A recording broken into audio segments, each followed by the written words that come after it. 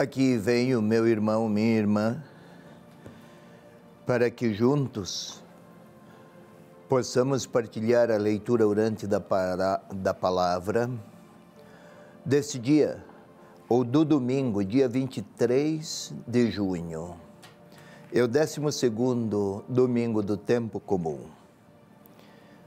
Para este 12º domingo, a palavra do Evangelho a ser proclamada em todas as igrejas do mundo é um sinal de unidade. É por isso que não se mudam os textos do Evangelho a ser proclamado aos domingos. É o mundo inteiro dos cristãos, dos filhos da igreja, a participar da mesma unidade, da mesma grande família, a dos discípulos que ouvem a voz e a palavra do seu Senhor. Para este 12º domingo, é Lucas capítulo 9, versículos 18 a 24. Vamos lá. Primeiro a leitura. O passo seguinte, a segunda parte, então será, sim, a parte orante.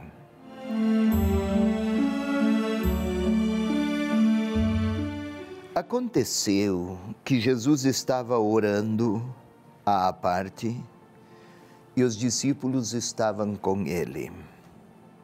Então perguntou-lhes: quem dizem as multidões que eu sou?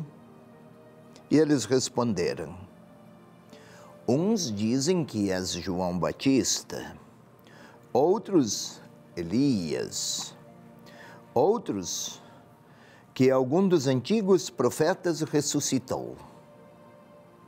Jesus, porém, perguntou: e vós quem dizeis que eu sou?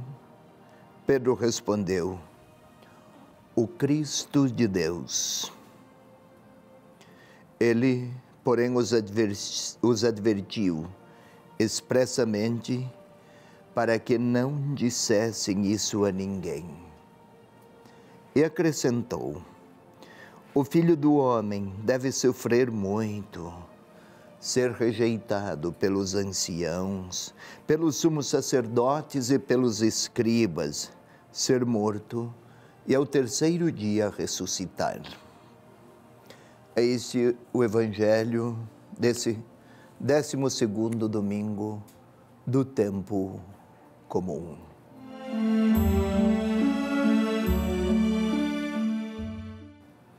Vamos à explicação.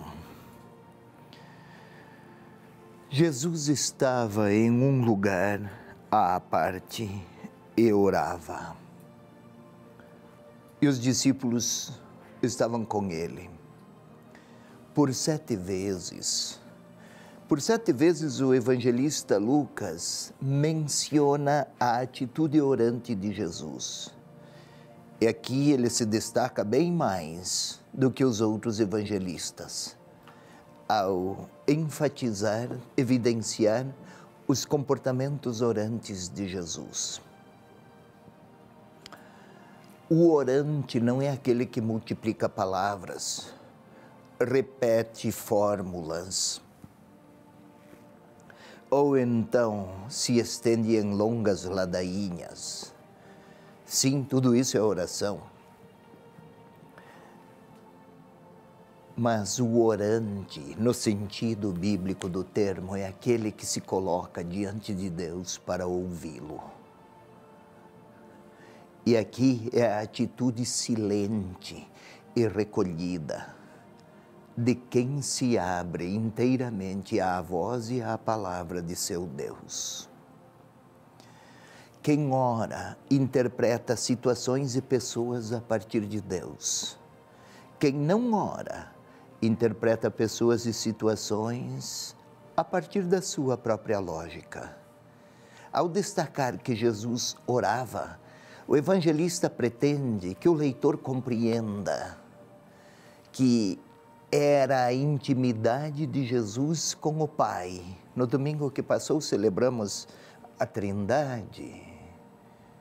Era a intimidade de Jesus com o Pai que o sustentava num caminho de obediência, à vontade do Pai, e esta vontade do Pai não quer o tropeço ou a tragédia do Filho, mas que em tudo o Filho revele o amor do Pai, até diante da tragédia, como foi a cruz. E ele estava a orar. Então perguntou aos discípulos: quem dizem as multidões que eu sou? As multidões, nos evangelhos sempre muito frequentes, seguem Jesus, admiram-no, maravilham-se com seus prodígios, festejam o sucesso das suas realizações, mas mais sofrem de uma espécie de entusiasmo efemérico e passageiro, vibram enquanto se percebem beneficiados. Mas o caminho do discipulado e o caminho de Jesus têm outros contornos. A pergunta é dirigida para que os discípulos, também eles, deem este salto e o passo necessário do seguimento. Ninguém pode seguir Jesus por entusiasmos ou por sentimentos vagos. É uma escolha de vida. Pois bem, eles responderam, uns dizem que é João Batista, outros Elias, ou algum dos profetas que ressuscitou. Naquele tempo, esperavam, era esta a compreensão difusa, que quando reaparecesse um dos profetas da tradição de Israel, este seria o mais emblemático dos sinais de que o Messias havia chegado, ou estava prestes a chegar. E interpretavam Jesus como um dos profetas cujo anúncio, cuja presença e atuação estaria a revelar a iminência de um outro, do Messias, que seria grande, manifestações esplendorosas, tempos ricos de manifestações de poder.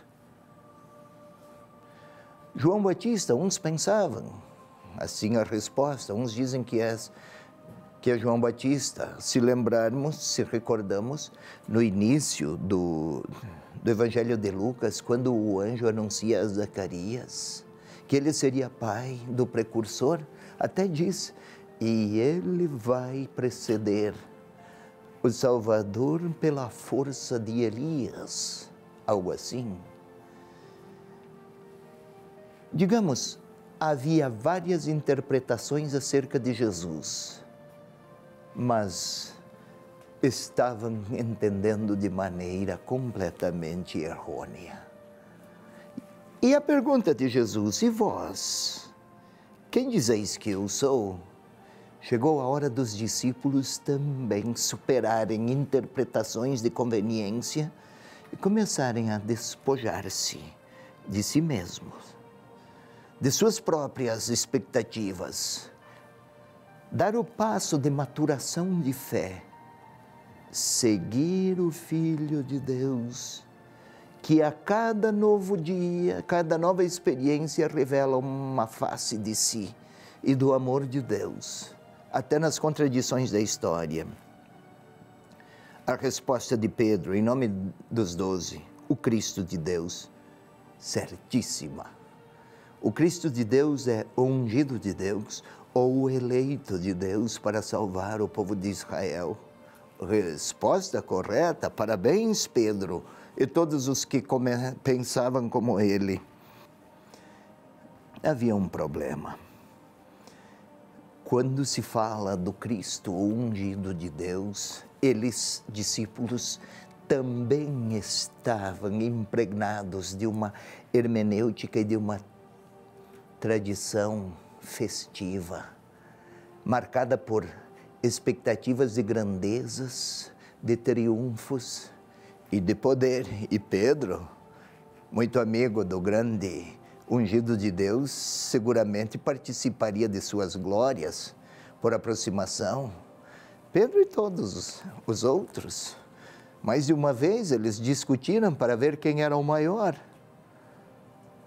Então, Ele, porém, advertiu-os expressamente para que não dissessem isso a ninguém. Se a resposta está certa, por que não? A resposta está correta, a interpretação estava absolutamente necessitada de uma revisão. E eles não poderiam compreender, a não ser que experimentassem a vitória do crucificado ressuscitado. Pois bem, advertiu-os expressamente, seria melhor advertiu-os severamente. Quando Jesus mandou alguns espíritos malignos que falavam e gritavam, Jesus lhes dizia severamente: cala-te. A mesma coisa, foi o mesmo verbo usado aqui em grego. Estão proibidos de falar. Por quê? Porque se falassem de Jesus e do Cristo de Deus, iam falar com o entusiasmo de quem não conhece o caminho da cruz. Não era a hora. Não se trata de fazer publicidade, trata-se de conhecer e de segui-lo, e de experimentar o seu modo de amar e um amor que procede de Deus. Daí, a palavra seguinte: o Filho do Homem deve sofrer muito e ser rejeitado pelos anciãos. Filho do Homem. É homem, ou o modelo humano, o melhor retrato do homem, do humano, é aquele capaz de amar ao ponto de renunciar inteiramente a si e fazer de si mesmo um grande dom. Nada é tão humano, na perspectiva do Evangelho e do evangelista, quanto dar a vida pelos outros, viver para os outros, vincular a sua existência, os seus sentimentos, a sua capacidade de amar a fazer o bem aos outros. É esse o modo que ele propõe de humanidade e de humanização, e é isto que o Cristo de Deus, como responderam os discípulos, é isto que o Cristo de Deus quer revelar. Enquanto não se perceber assim, não é para falar de Jesus, seria apresentar uma face errônea do Salvador. Não é o grande que tem poder, mas o humilde que tem muito amor, a ponto de entregar a vida. É um caminho exigente.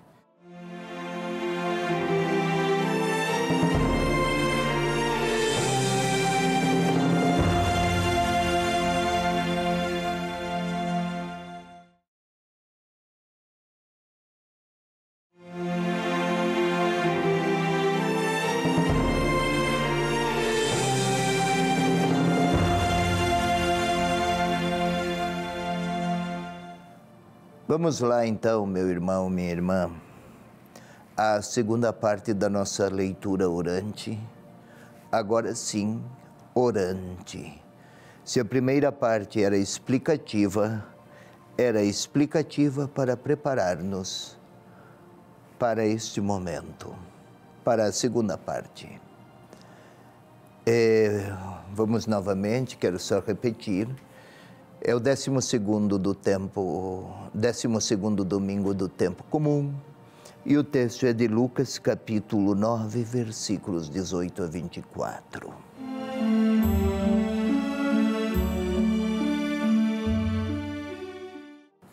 Como se trata de leitura orante, vamos sempre assim predispor a nossa interioridade, composição do nosso lugar interior. Em latim, Santo Inácio chamava de compositio loci. Predispor a nossa interioridade à oração, queira se colocar numa posição que favoreça o recolhimento, que favoreça o silêncio, uma espécie de inflexão sobre a própria interioridade. Não por intimismo, mas porque queremos ouvir o Senhor a partir daquela realidade mais profunda de nós mesmos. E falar a Ele desde aquela parte, se dá para falar assim, de nós mesmos, onde ninguém tem acesso a não ser Deus e eu. Queira fechar os seus olhos, por favor, e respirar profundamente. Profundamente e lentamente, uma primeira vez. Vamos, você e eu, uma segunda vez. Continuemos um pouco mais e agora sintamos o coração a bater no nosso peito. É preciso concentração para isso. Sinta o coração a bater no seu peito. Os pulmões inflados de ar. É um movimento constante. Começou desde o dia que viemos ao mundo e continua. Uma espécie de vida de Deus que incessante circula em nosso corpo, como o sangue. E agora vamos juntos pedir que o Espírito Santo, a quem podemos acolher e que recebemos desde o batismo, que vive em nós, peçamos ao Espírito de Deus que nos ajude a orar. Jesus orava movido pela força do Espírito de Deus que nele atuava. Que seja assim também conosco. Vem Espírito Santo de Deus, és o amor do Pai e do Filho. Fostes dado desde os primeiros dias da Igreja, com abundância aos discípulos de ontem e de hoje. Vives em cada um de nós desde o nosso batismo. Vem agir em nossa inteligência, Espírito de Deus, em nossos afetos, em nossa capacidade de discernir, de optar, de ser livres. Vem nos mover a aderir a Jesus Cristo, a acolher a sua palavra, a ouvir a sua voz e a responder ao seu convite. Glória ao Pai, ao Filho e ao Espírito Santo, como era no princípio, agora e sempre. Amém. Procedamos agora ao terceiro passo. Vamos recordar, vamos imaginar as cenas. Vamos imaginar aquelas cenas que o texto do Evangelho nos propõe, as pessoas que atuam. Vamos imaginar o Senhor recolhido a orar. Jesus estava orando e os discípulos estavam próximos. Normalmente eles se recolhiam a um lugar só e elevado, uma colina, a colina que nós conhecemos. E lá no seu topo vamos imaginar o Senhor, quem sabe sentado sobre uma pedra, a olhar para o céu, para a natureza e a recolher-se. Não fala, é como se ouvisse. Vamos imaginar o Senhor num silêncio eloquente de quem ora. E os discípulos por perto ainda não sabem orar, mas observam-no. E a um certo momento tentemos ouvir o Senhor que chama os discípulos até mais próximos a Ele, e a formular a seguinte pergunta: quem dizem os homens que eu sou? Eles se posicionam em torno a Ele, sentam-se no chão, em alguma pedra, em algum ambiente, e começam Uns que és João Batista. Um segundo interrompe e diz, mas outros dizem que é Elias. Um terceiro deles até afirma, mas há quem fale de um outro dos profetas. Vários têm alguma informação a dar. E o Senhor interrompe a todos para uma pergunta muito direta. Vamos tentar vê-lo e ouvi-lo. E para vós, quem sou eu? Ou e vós? Quem dizeis que eu sou? Pedro. Vamos imaginar Pedro, é sempre ele a tomar a frente. És o Cristo de Deus. E então, após esta resposta correta, parece que Jesus fala de maneira enfática, num tom mais forte. Não falem. Eles ainda estão a pensar que o Cristo de Deus seria alguém poderoso. Não falem. Eles nem até se entreolham. Tente ver isso. A observá-los, entreolhar-se. Por quê? Porque agora ele se põe a uma explicação.